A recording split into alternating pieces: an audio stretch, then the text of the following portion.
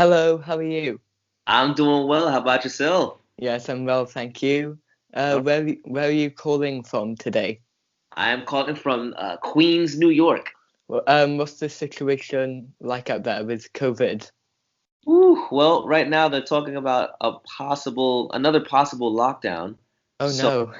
yeah. So we're just trying to figure out life over here as far as like how to see family and Yeah, work and finances and if we're able to collect some more unemployment. So it's just kind of wild at the moment. I mean it's not yeah, as crazy as it was in the beginning of this whole thing, but it's still like here we go again.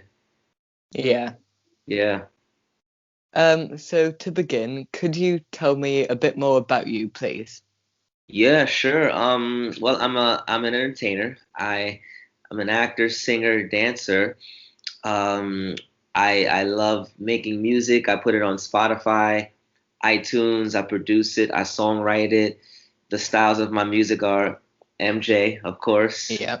Um, with Lionel Richie, The Temptations, Smokey Robinson, R. Kelly, if you will, and a little bit of the stylistics.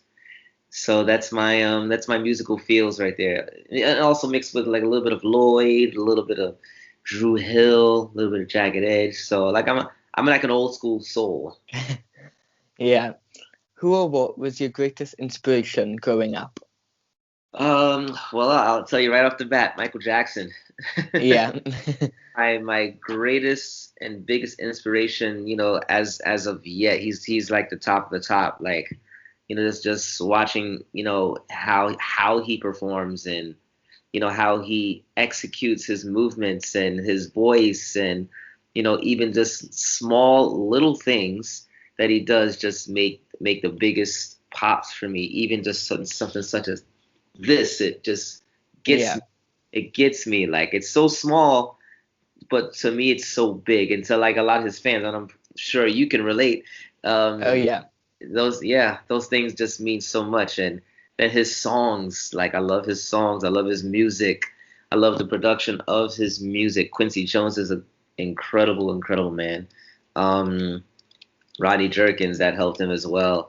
And just choreographers, like Michael Peters and all of these guys, just going in and just being a part of his world. He's just like everything. I mean, well, my even my experience of about 18 years ago, I had the privilege and the opportunity to perform right in front of him, and still to this day, it's one of my biggest accolades and one of my biggest accomplishments in my career, just performing in front of him as a like I had a singing group at the time too, and we were like it was like a kind of an NSYNC type of deal that we would NSYNC meets Backstreet Boys meets the Spice Girls. So it was me and two other guys and two other girls, and we got to perform in front of him, and he gave us a thumbs up, blew kisses at us, and I will never forget that to this day.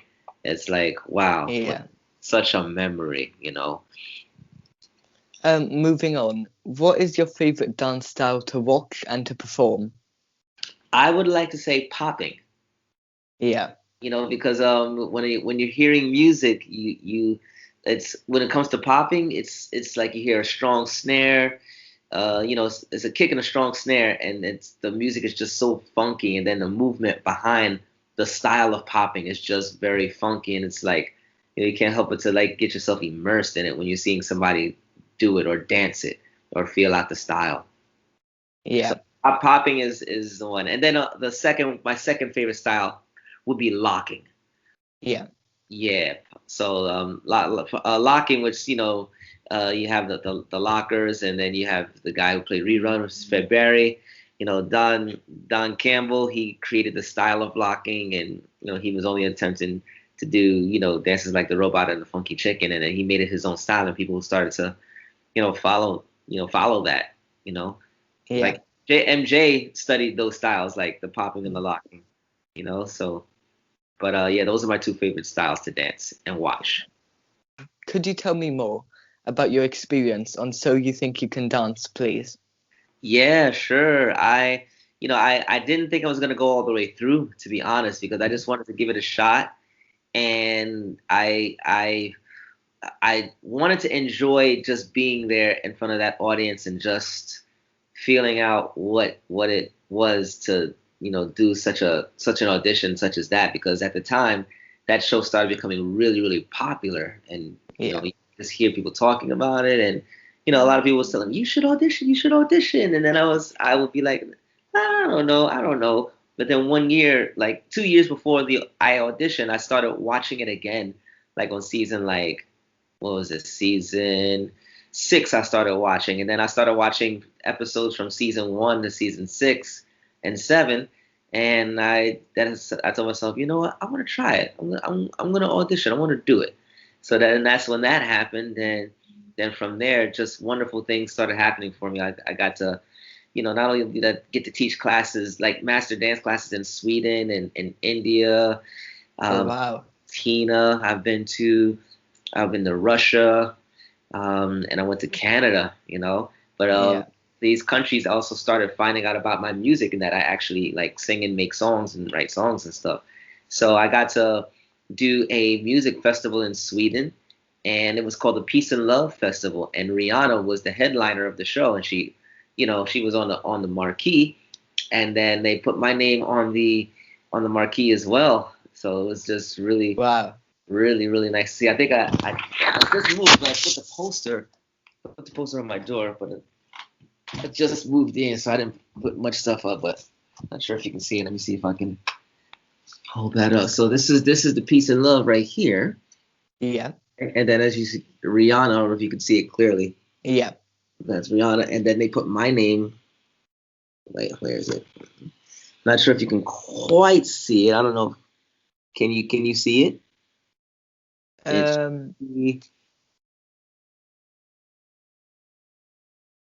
Yeah. the door keeps opening, but let me try to put it a little closer.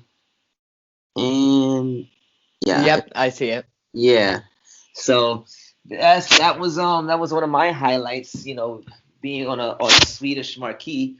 So that was for the Peace and Love Festival in Orlando. I just had such an incredible time. It's harder for me to get shows like that in the States, but when you're in another country and they see they look you up in the work and they see the work that you've done, they were just blown away by the fact that I performed for Michael Jackson. They didn't even, know I was on So You Can Get Dance and some other stuff. Just that one thing alone, and they brought me out there just to perform. And I had dancers with me, and I got to sing, my song Put That Woo in it. So it was a great, great time.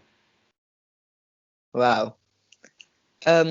When I first learned to dance like Michael Jackson, I went on YouTube and searched up for some tutorials.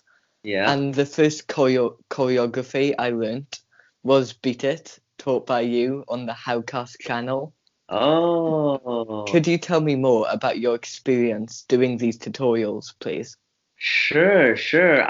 When I was asked, well, the guy that put me onto it was named by Bijan Williams, and he said that Howcast is looking for, people who dance like Michael that can teach, tutorials. So I said, yeah, I'd love to do it. So I accepted it, and I did the tutorials as best as I could from like what my knowledge was of, of the work that, was presented by MJ.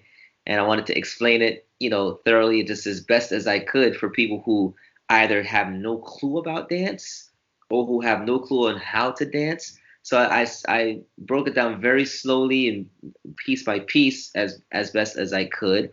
And I tried to do it as close to, how Michael would do it, or how his, how his dancers would do it as best as possible, So just explaining like the lines and the precision and the technique, like the different type of, fingers he's got. Like, for example, he has this, he has this, he has that, he has that, So Yeah. it's a few different ones that he does. So I wanted to explain those and incorporate that in the teachings in the different tutorials. So it was cool to do that, and I realized over the years I have so many people they'll write me on my fan page, and they'll say, they'll tell me, thank you so much for the tutorials. So I've had some people do these at their weddings. They come out, dancing like Michael Jackson on their wedding day. So it means a lot to me that I can make someone's life, special, or make them feel good in a sense, or give them a sense of, wow, I got to learn, how to do some moves like Michael Jackson. So it was quite the honor for me to do that. And I still have people that'll hit me up, like, randomly, like once every 3 weeks, and say, hey, can like, thank you for your tutorials and whatnot. And then I'm also asked for private lessons, through that. They'll reach out to my Facebook fan page, and they'll ask me to meet them in person for private lessons. So it's really really, really cool. Staying on the topic of Michael Jackson, what was it like to perform in front of him? How did you feel, and how did you get the opportunity? Whoa, I cried after, like, leaving the stage, knowing that he was blowing kisses at me and the other guys on the stage. It was just wow, because he's the reason why I was even on that stage. One of the top reasons, besides my dad and my music teachers and things like that, but he's like the top reason for that. So getting that opportunity, I was in a rehearsal with my singing group, and a gentleman by the name of Ahmad Al-Attab, he was in another room. So my manager just happened to walk past his room. The door was kind of cracked open, right? So my manager looked in the room, and he sees Ahmad, like, dancing like Michael Jackson. And then my manager was like, he stayed peeking, and then Ahmad, he looked out. He was so generous. Ahmad was like, you can come in. So my manager goes in the room, and then he's like checking him out. And then, my manager asked, wow, that's so cool. You dance just like him. And then, my manager asked, what are you doing here? And Ahmad was like, well, I'm performing for Michael Jackson next week. And my manager was like, you're what? Yeah. So Mom was like, yeah, I'm performing for Michael Jackson next week. And then my manager was like, really? And then my mom was like, yeah, what are you doing here? And my manager was like, well, I have a singing group in the other room, and they're like a pop singing group. Maybe you can check them out and see what you think. And the mom was like, yeah. So Ahmad comes in, watches us rehearse, and then Ahmad came up with an idea. He was like, I have an idea. And then we're like, what's up? And then Ahmad's like, I think maybe we can incorporate you in my performance, and we could perform for Michael together. And we were like, shut up. We were like, shut up. We were like, don't play with us like that. Don't play. Don't. All right. We didn't really believe him at first, to be honest with you. We didn't believe him, but I mean, he was dressed like Michael, and he danced great. He was really great at doing it. We just didn't believe that he actually had that connection to perform for Michael Jackson. So yeah. To make a long story short, 1 week passes, and we're rehearsing with him, and we don't know if this is happening or not, but we're still putting in our hearts rehearsing and things like that. And the thing was, Ahmad was, he was singing Come Together, and then he would incorporate us at the end of Come Together to sing the Uneti song. Like, that was the name of my singing group at the time. We called it Uneti. So the time passed, and then the date of the show, we get to Webster Hall, because this is where this is at, and this is in 2002, July 6th. And we get there, we get to Webster Hall, and then we start seeing all of these acts just coming in, and we're seeing other Michael impersonators, and I'm looking at my group and like, wow, maybe this really is happening, Yeah, we started getting really nervous because we see like a lot of acts. We saw some dress rehearsals and things like that. It was just wild, And then during, like, Ahmad starts singing Come Together, right? Michael isn't even there yet. He didn't get there yet. So Ahmad's singing, and then at the end of Come Together, doing it right now, Michael starts walking in. We hear people screaming, and we're like, Come Together, and they're like, whoa! We're thinking, wow, Ahmad's getting a lot of applause, and then yeah, everybody's pointing up to the rafters, and there's Michael Jackson. So he sits down, and then in the middle of, like, right in the beginning of our song, Michael, like, walks in and just starts watching, and he starts, like, bobbing his head, like, snapping his fingers, bobbing his head. So me and the other guys, we lost our minds because we were singing, but we could start hearing our voices trembling because we're nervous that Michael just walks right in there. So we sounded as best as we possibly could. I know I didn't sound at the greatest because I was trembling and nervous and crying on the inside at the same time while trying to perform and keep it together. But yeah, we pulled through the end of the song. Michael's like grooving throughout the song. Like we stand up, we take a bow, and then Michael blows us kisses and gives us a 2 thumbs up. We leave the stage, and that's when I started crying. I was like, oh my, I just performed for my idol. It was great. Wow, Yeah, yeah. So that great. must have been amazing. Oh my God, yeah. I'm very thankful and very blessed that I got to experience that because I know a lot of people wanted to like see him and see him in concert or even just see him in person, you know. But getting to do that, I never got to see him perform, but just performing for him, it was just being in his presence was like in the same room. I'm like, wow, you know, Yeah. yeah. You've been in quite a few musicals. Which is the favorite you've been in and why? I definitely would have to say SpongeBob SquarePants because I got to be myself a lot throughout the show. I got to be like wacky and funny and silly and goofy characters that I don't get to do on stage every day. So I felt that it was the right time to do that, in front of an audience, during a Broadway run. So that would be my favorite show that I've done. What was your role in SpongeBob? Had 5 different ones. I was a headphone fish, and then I was a plankton henchfish, and then I was a Squidward sea anemone fish, and then I was a Patchy the pirate friend, and then I was Patrick Sea Star sardine. You've recently released new music. Could you tell me more about your latest songs, Walk With Me and What Was It, please? Where can people listen to it? Yeah, sure, sure. Walk With Me was inspired by Lionel Richie and 2 other Afrobeat artists by the name of Techno and DeVito. And I wanted to create like an American feel mixed with like African meets Lion King ish meets Lionel Richie's well my friends the time has come all night long. So I wanted them to get that feel of the party and that type of thing. And then the what was it is more of like a 2000s like 2002 to 2010 feel, like the R&B stuff. Like I would say Lloyd meets like Jagged Edge meets a little bit of Aerosmith towards that bridge when you hear that guitar. I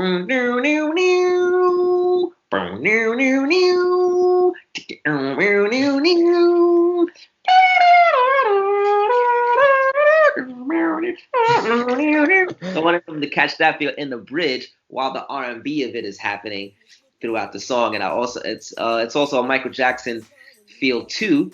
When Michael Jackson goes like R&B ish, like stuff like "You Rock My World" and that kind of and Butterflies, because he can go real R&B too. But give that feel of that flavor for the What Was It song, and you can stream that on Spotify, iTunes, SoundCloud, Google Music, Google Play, Apple Music. So yeah, it's on all streaming platforms. And I produced it and I wrote it myself as well, both songs. Wow. What would you say is your greatest career achievement to date? Greatest career achievement, okay, but 1, performing for Michael Jackson. That's 1. Yeah. 2, I would say being on So You Think You Can Dance, because that was a time where I got really exposed as who I am, like as dancer slash singer or singer slash dancer for that matter. And then my 3rd would be the Broadway show SpongeBob SquarePants. And it's also on Amazon right now. It's last year they put it on Nickelodeon for the holidays, and then Amazon purchased it, so now it's on Amazon. What are your future ambitions and what are you working on at the moment? Future ambitions, I would like to work with Timbaland as my producer. I've managed to get his attention over the last 4 years, and he's been watching my stuff. And this is through Twitter. Unfortunately, my accounts got hacked. 3 weeks ago, my Twitter got hacked and my Instagram got hacked. So I know. I'm trying my best to still grab his attention through my Twitter account, but it's really hard because on my Twitter account I'm verified. The account still exists, but Twitter hasn't gotten back to me just yet. And Instagram got back to me twice, but under different accords. One, they thought they was talking about someone who's no longer here with us, and then the other accord was they gave you the wrong link. So it's hard to get the celebrity's attention when I don't have my verified check on Twitter. So, but my ultimate goal is to work with Timbaland, have him as my music producer, because I made Student of the Month with the Masterclass series earlier this year, and Timbaland was the teacher of the class. So Wow. yeah, and it was like just how to be a music producer and how to make your sounds resonate and that kind of thing. So I'm gonna repost that sometime like today or tomorrow, by the way, with the masterclass. But yeah, my ambitions are to work with him, or even to have a hit record somewhere in the world. Like I don't care if it's Australia or Hong Kong or anywhere. And I want to, like, ultimately I want to entertain. Like I want to be on stage. I want to do what Michael did. I want to do what Chris Brown does. I want to do what Usher does. I want to do what Cisco was doing, what Genuine was doing. That's my feel. Just hoping to get with that and making the band. I don't know if you heard, but P. Diddy was supposed to be bringing back a show called Making the Band this year, and he was looking for like singer/dancers, and I felt that I was so ready for that, and that was like right up my alley because I enjoy doing both just as much. And then 2 days before the audition hit, that's when it was canceled due to the COVID-19. But I hope they bring it back sometime next year. I will be super ready for it. I'd love to be in a pop group again, but this time on a larger scale, on P Diddy's, under his brand. That's my biggest dream right now. It's just to be a musician, an artist, and just do it. Like I said, what MJ did, what Bruno Mars is doing, and all the others that I've mentioned. And finally, do you have any tips or advice for someone who wants to be a professional dancer, please?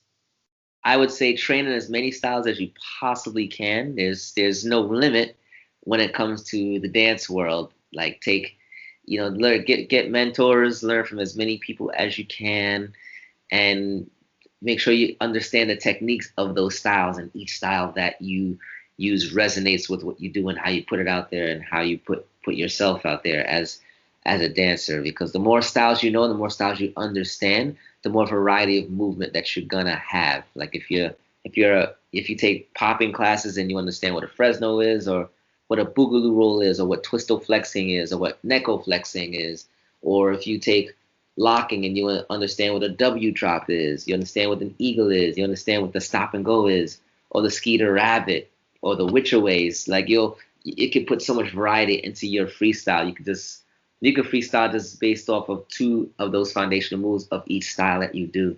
So yeah, if you're gonna be a professional dancer, study as much as you possibly can. Okay, so thank you so much for doing this interview. It's been really interesting. If anyone wants to follow you on social media, where can they find you? Right now, you can find me on my my new Instagram for now, until at least hopefully I get the other one back. But my new Instagram is Robert Taylor Jr. _, and the other one is Twitter, which is Robert Taylor J14. That's my temporary Twitter account until I get the other one back, which is at D, the letter D, the number 8, Robert. So those are the two handles. And then you can find me on Facebook, Robert Taylor Jr., Facebook fan page, Robert Taylor Jr., SoundCloud.com/Robert Taylor Jr., and then for YouTube, YouTube.com/Mr. Ambitious. That's M as in mom, ISTAH, Mr., and then the word ambitious, AMBITIOUS. So that brings us to an end. Stay safe, and we look forward to hearing more of you in the future. Thank you so much. And first of all, I want to say I'm grateful for you finding me. I'm grateful for you following my path, following my journey, as well as being a fan of mine. It means the world to me when at any time I can touch someone from all the way. Where you're from? Where? Wales in the UK. Oh my goodness. It just means the absolute world when people like you reach out to me or follow me, and knowing that I've been able to resonate to you or been able to touch you in some way, shape, or form, whether it's through my work of doing MJ stuff or my music stuff, or my career and all that stuff. So I'm extremely grateful. Thank you very, very much for that. I truly, truly appreciate it. So thank you. And I see what you're doing with your micro work. You're doing great work.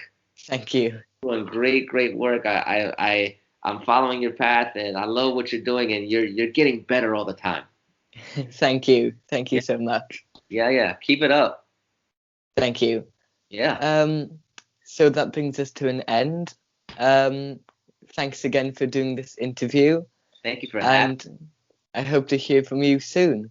Yes, you will, and likewise, and we'll be keeping tabs. Yeah. Thank you.